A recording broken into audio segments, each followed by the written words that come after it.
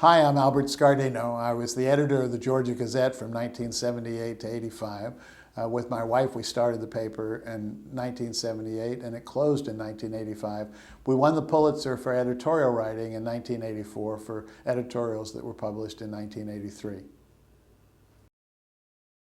I started newspaper work at the age of 15 and with writing for a high school newspaper, and then moved on every summer from high school to a different daily newspaper in Atlanta and Baltimore and Savannah, and finally, when I finished college, managed to land a job at the Associated Press, and stayed at the Associated Press for a brief time in West Virginia, and then came back to Savannah and worked in Savannah for a while this was the days of back to the earth movements. And I bought a small shrimp boat and managed to get to know the Georgia islands very well by spending couple of years shrimping and pretending to be Mr. Gump. After a while, went back to journalism school and at Berkeley to learn how to do documentary filmmaking, and ended up doing a documentary about the Georgia and South Carolina coast, having had a lot of firsthand experience with it on the shrimp boat. After the documentary aired on PBS in 1976, we managed to we started looking for the money to do our next great film, but unfortunately we ran out of money and had a child on the way, so my wife began practicing law in Savannah, and her law partners took me out to lunch one day and said, you know, we don't need another beautiful film about this part of the world. What we need is a great newspaper. So how about starting a newspaper and we'll put the money up. When they realized how much money was involved, instead of starting a daily, we started a weekly and went from there. I grew up in Savannah in the pre-civil rights era, went to segregated schools and had very familiar with drinking fountains at Sears for colored and for white, and throughout Georgia and Florida and South Carolina. When I was in high school, traveling on sports teams, we never encountered a team with a black member. The world of Savannah was very starkly divided into black and white, with the black neighborhoods separated by the middle of town by the old historic district. And our encounter with people of color when I was growing up, although the city was 25% white, was taking home the housekeeper and dropping her off on a dirt shanty street, and her shanty, her two-room shanty, one of 40 on the street, with an outhouse at the end of the street that flooded every time it rained hard, gave me a real sense of the difference in racial circumstances in the city that I grew up in, and it became part of a desire to address those injustices. Led to doing civil rights work when I was in high school, and finding myself back at school on Monday morning sometimes with a poster on my locker saying, we're going to send you back to Africa with the rest of them. But that was a Savannah and a South of a very different era than when we came back in 1976 after having done our film. It was post-civil rights. It was days of court-ordered school busing. There were lots of African Americans being elected to local positions. The Voting Rights Act had changed the nature of politics in the city. And when we got ready to start the newspaper, it was a very, very different world in many respects from the world that I had grown up in. But there were still great discrepancies in healthcare and the way the hospitals worked, in the county government and the police departments and in the county jail system, in most public accommodation. It was still although it was no longer rigidly segregated, there was still very, very little interchange socially between black people and white people, and it was the days of the beginnings of the Christian Academy movement, with many whites leaving the public school system and joining Christian academies. So the world of Savannah was changing very much between the time I grew up and the time we decided to start the newspaper.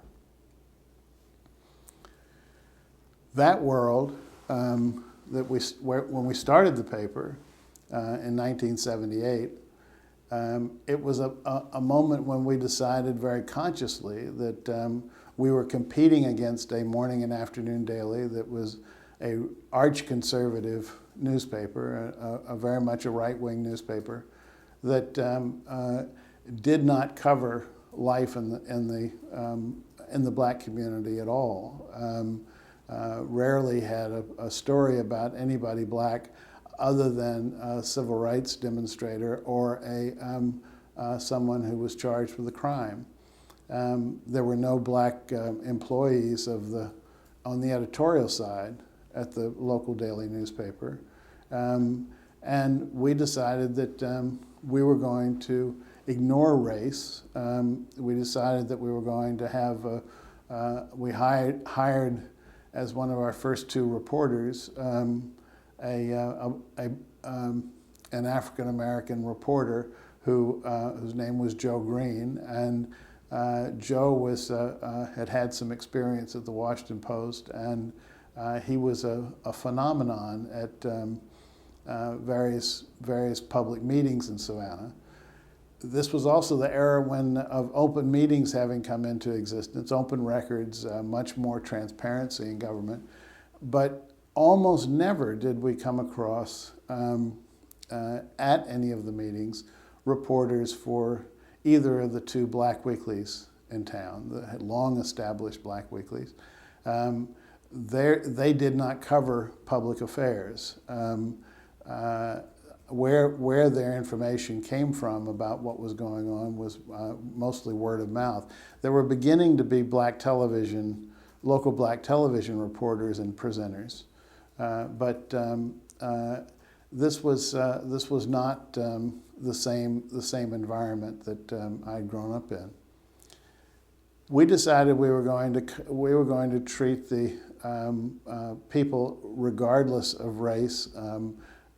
We started the practice of referring to everyone by full name on first reference and by last name only on second reference. So men and women, we didn't use honorifics like doctor or professor. We referred to people by their given first name and their surname, and then referred to them only by surname. It led to some wonderful moments when Savannah's great success in historic preservation began when 7 women stood in front of the bulldozers in the mid-1950s to prevent one of Savannah's important historic buildings from being demolished to make room for a parking lot for a bank. And one of the 7, the first of the 7 to die, was Josephine Dimry. And Josephine Dimry, we wrote an obituary as an editorial praising her contribution to the city and referred to her as Josephine Dimry, who had done all of this. And then Dimry Demery went on to do these other things and made these other contributions. And about a week later, after the editorial had run, I passed one of the other 7 women in one of the squares downtown as I was coming back to the newspaper office from lunch. And she said, that was a wonderful tribute you wrote to Josephine. And I said, thank you, Miss Clark. That was, we certainly think she made a wonderful contribution to the city. She said, when I die, are you going to refer to me as Clark? And I said, well, yes, ma'am, that's our policy. We'll refer to you by your first name and your last name. But then on next reference, it'll be Clark. She said, well, I guess I'll try not to die before the newspaper does then. So we had, we tried in some very subtle ways to treat men and women fairly and to treat black and white and Asian and young and old with the level of respect they deserved as people, and not by some accumulated honors that they had achieved in their lives. And it was part of the signal we were trying to give to the community that we were publishing without fear or favor, that we were not going to fail to publish something because it was about a powerful person, or we were not going to publish something because it was the popular perspective to take. And so in many respects, we set out our stall very early as a campaigning organization, ready to seek. We had only 2 criteria for publishing. Is the story true, and is the story of public importance? And if it met both of those standards, we published without concern for the consequences. The consequences, we always believed, were the responsibility of preachers and doctors and family members and others, but our responsibility was to the public to publish as we thought was honest and responsible. So we tried to uphold those standards for as long as we ran, and that led to an awful lot of moments of conflict with various interest groups who didn't want to see things published, either about their family or about their company or about their political party or about an action they had taken as public officials. And it led to some very interesting moments of confrontation with people outside of Savannah, because we concentrated the paper almost entirely on local news. We didn't publish national news. We didn't comment on national news. We kept this focused on Savannah. Those were the resources we had. We never had an editorial staff of more than 5 people. And we concentrated on the issues that we could research about and write about and discover about without going beyond. But it often led to some very curious moments. One of the editorials that won the Pulitzer was an editorial about Union Camp. Union Camp was one of the largest paper companies in the country, and they operated a huge paper mill in Savannah, which was the largest employer in Savannah. When George Busby was governor, he waived the what had been adopted as state pollution controls on emissions from the paper mills. And shortly after he left office, less than a month after he left office, Union Camp made him a director of the company. And we wrote an editorial that said, surely, if only for propriety's sake, you could have waited for 6 months. That led the chairman of Union Camp to come over to my table one night at a restaurant and say very congenially, congratulations on the Pulitzer. I'm glad we gave you something to push against. They didn't ask George Busby to leave the board, but at least you had a sense that the pen, although we had a circulation never exceeding 4,000, against a daily paper that had a circulation of 60,000, you knew that it was being read by people who were making decisions. So it was that sort of dealing with the population that, as the guide was, treat everyone as they have dignity and worth as a person. Try to be as entertaining as you can, but honesty and courage were the two traits we used to guide the publication of the paper. The Pulitzer year was '84. The editorials were published in 1983. We had a lot of friends around the country who had been following. We sent the paper to some fairly notable characters. Calvin Trillin at the New Yorker was one.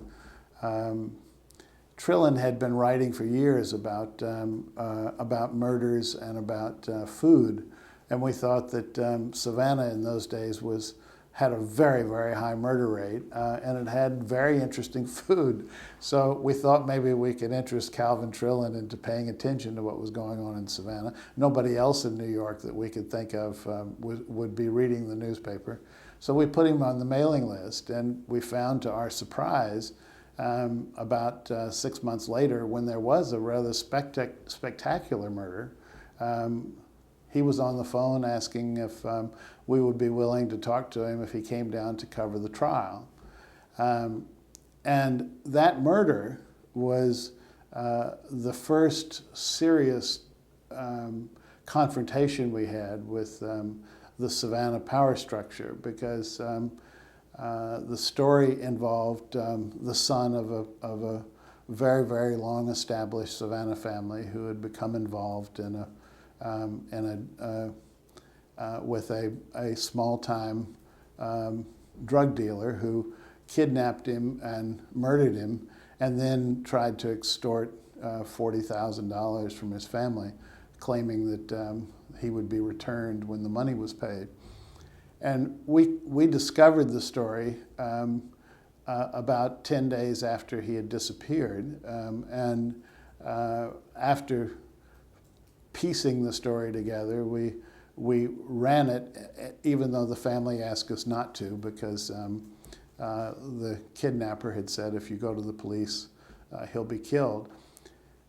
10 days afterwards, I managed to get the story together, and he was hiding out in a part of the city, evading the police, in a wooded area that was backed onto by 3 or 4 different suburbs where people routinely didn't lock their doors at night. And he was roaming for 10 days while there was a manhunt out for him, and they also were trying to find the kidnap victim. But the suspicion was that he had been killed early. The kidnap victim had been killed early. That's the pattern in kidnappings. And the community of his friends, his family's friends, were outraged when we ran a story identifying not only that he was not missing but kidnapped, and identifying who the most likely suspect was. And that led to a subscription cancellation campaign and the first effort to put the paper out of business because of what we were publishing. So when the trial started, Trillin came down to cover the trial and ended up doing a story about the conflict between the newspaper and the community in a profile for the New Yorker built around the murder. And suddenly we had a fairly large national presence.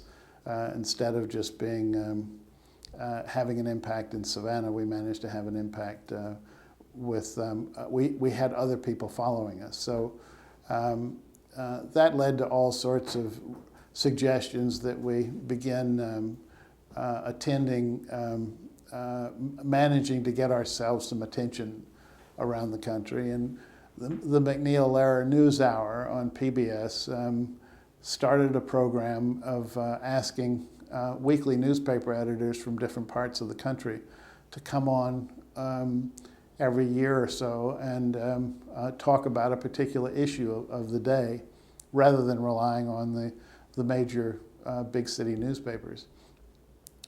And we managed to get invited to participate in that. So I had had several appearances on the PBS NewsHour by the time we were in our 4th or 5th year, and we were winning a lot of awards at the State Press Association level and a number of national awards for writing quality and for photography and for the kinds of things that we were doing that were very innovative at the time.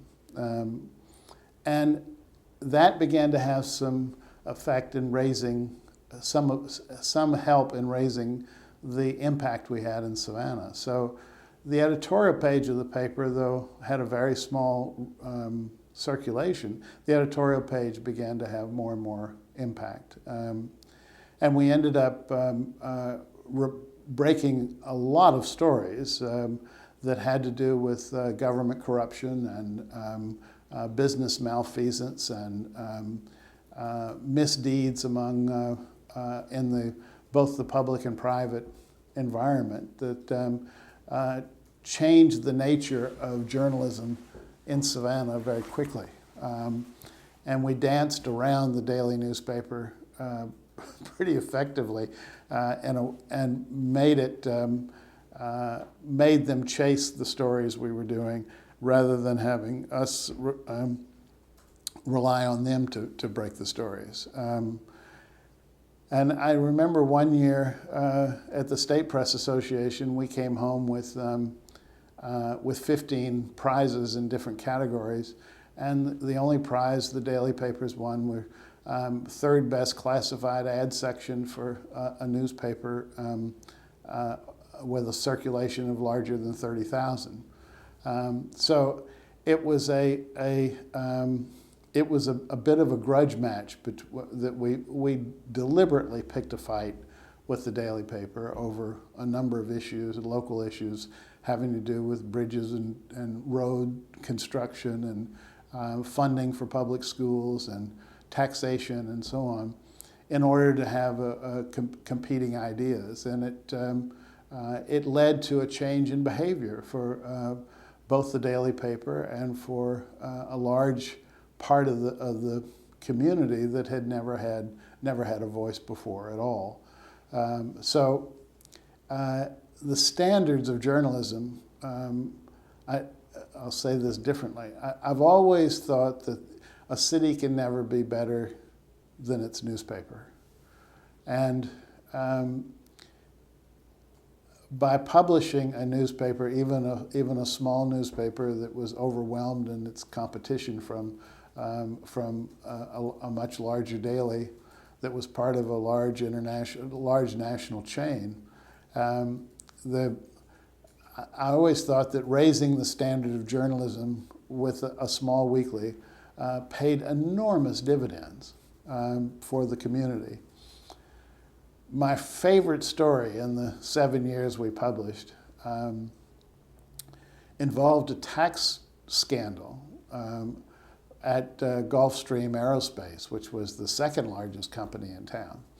Gulfstream manufactured very, very expensive corporate jets at Savannah and had been doing so since the 1960s.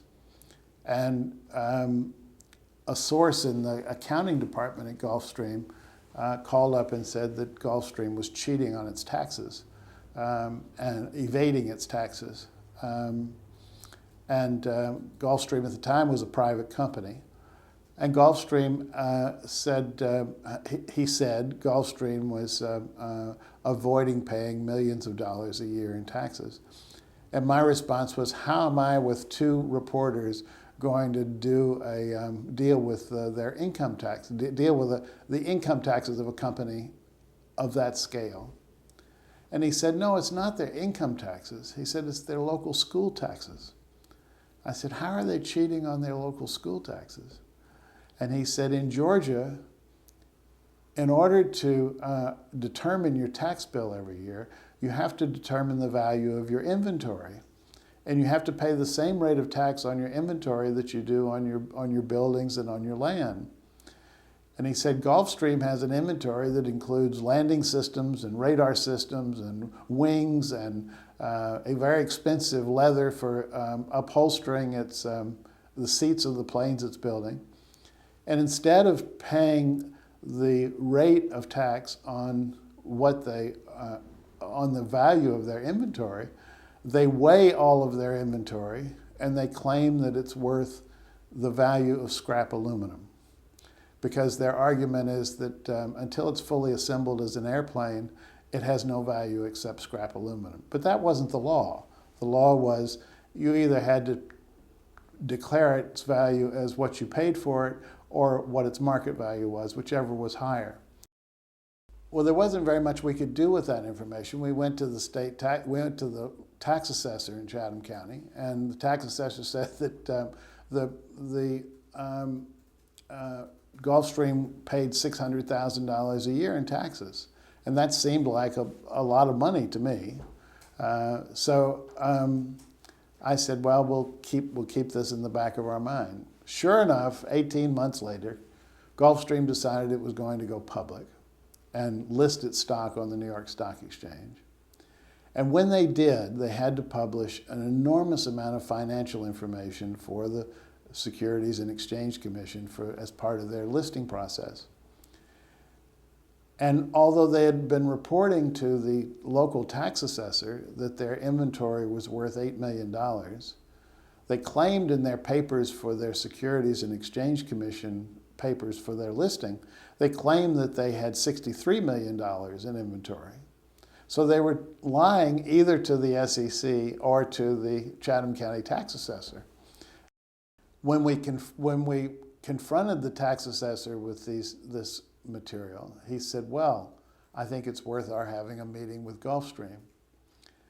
The upshot of all this was that 3 years later, Gulfstream presented a check to the Chatham County school system for $10 million to cover back taxes for the 7 years. You were only able to go back 7 years. So they went back 7 years and paid $10 million in back taxes and agreed to increase their annual levy from $600,000 a year to $6 million a year. This was in a school system which had a total budget at the time of $53 million. So having that kind of enormous increase in the tax base directly benefited the public schools. Part of the reason we were so enthusiastic about doing the story was that the fellow who was then the chief executive and the principal shareholder in Gulfstream had made a point of giving speeches at the Chamber of Commerce and around town that Chatham County's public schools were inferior, and they were inferior and unable to produce the kind of graduates that he needed to be able to employ at his plant. And so he had to go fishing all over the country to find people to work at this, making these very sophisticated corporate jets. And yet he was doing everything he could to avoid paying his fair share of the school taxes. Well, the school board was very happy about having received this windfall and gave us a great deal of credit for having caused it. On the other hand, the corporate community immediately began criticizing us, and the daily paper joined in the criticism and began writing editorials about how the inventory tax was an unfair burden on the business community, and that if there was criticism of Gulfstream for not paying its inventory taxes properly, then we risked the chance that the Gulfstream would move its business to another state that had no taxes like this. And there was criticism that we were not being responsive to growing the community because we were managing to be so critical of corporate interest.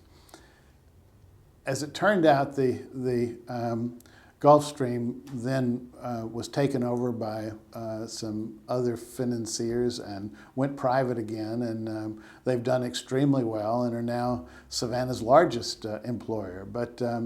And the school system is getting its fair share of taxes out of Gulfstream, and Gulfstream has made a lot of contribution in other ways. But that kind of moment of revealing the kind of imbalance in the community was part of what we set out to address, because we felt that there was a misrepresentation of life in the community if all you did was to be supportive of business and to be uncritical of the way the money flowed and how people were treated in general.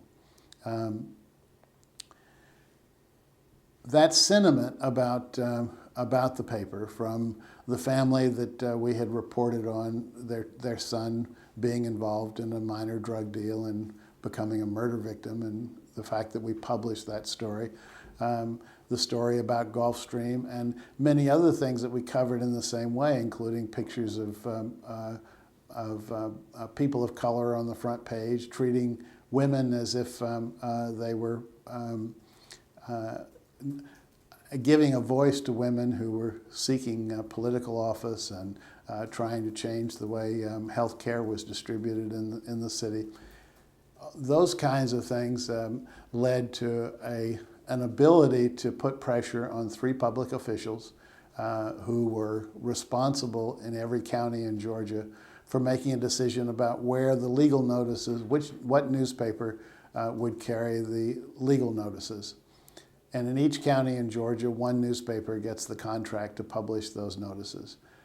And they can be very, very important sources of revenue for small papers.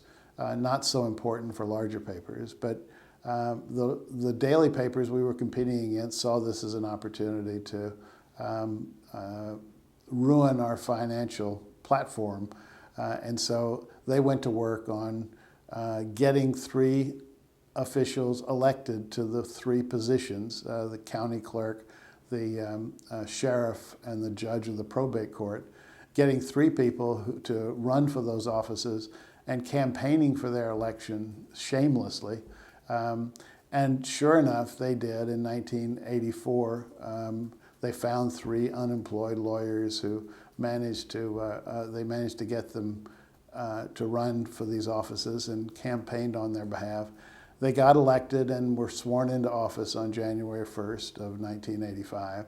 And their first order of business when they met on January 2nd was to change the designation for the county's legal notices to go from the Georgia Gazette to the Savannah Morning News. And that change deprived us of about 45% of our revenue overnight, and that meant the end of the newspaper. So we closed down in April of 1985, a year after having received the Pulitzer, and went on to other careers.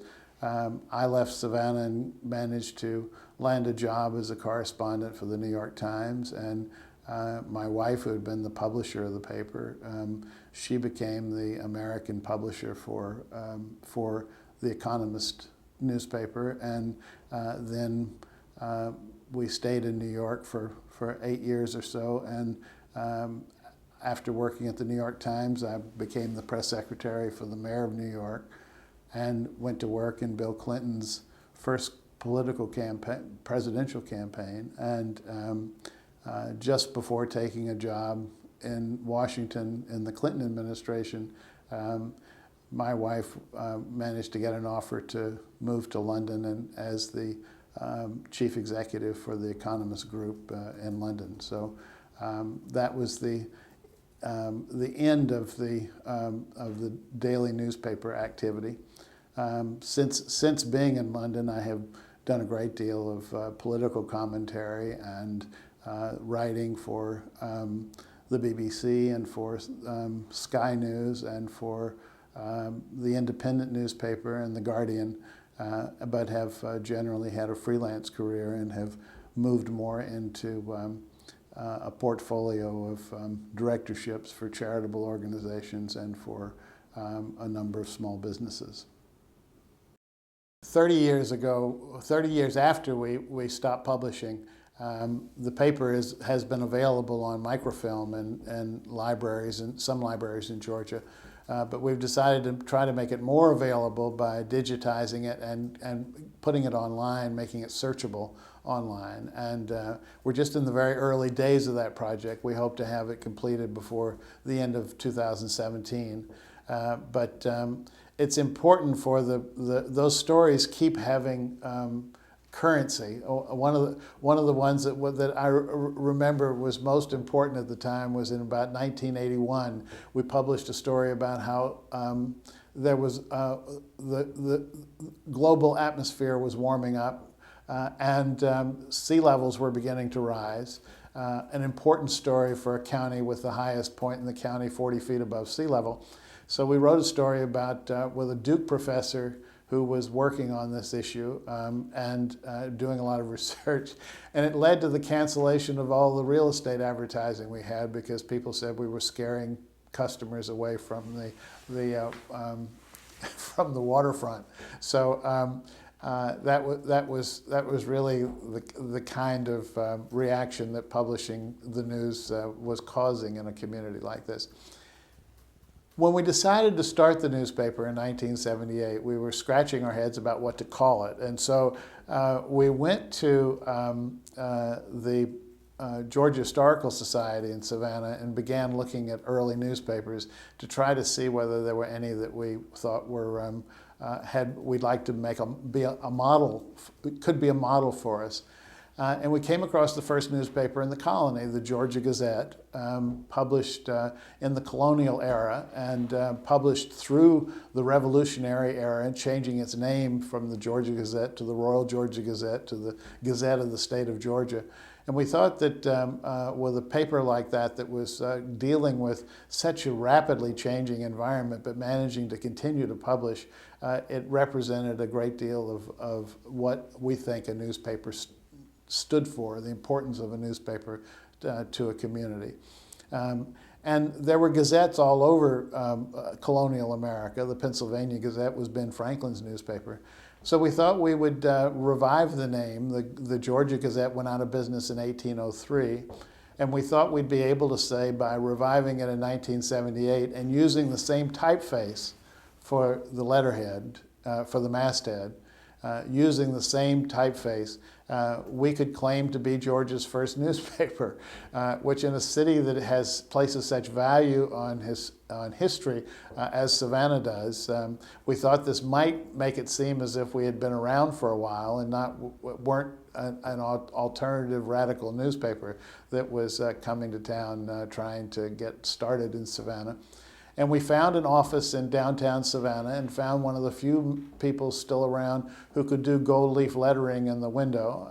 And we reproduced the masthead in the window and managed to give the impression. We called ourselves the first newspaper, Georgia's first newspaper, infuriating the daily paper, which had been around since the 1850s.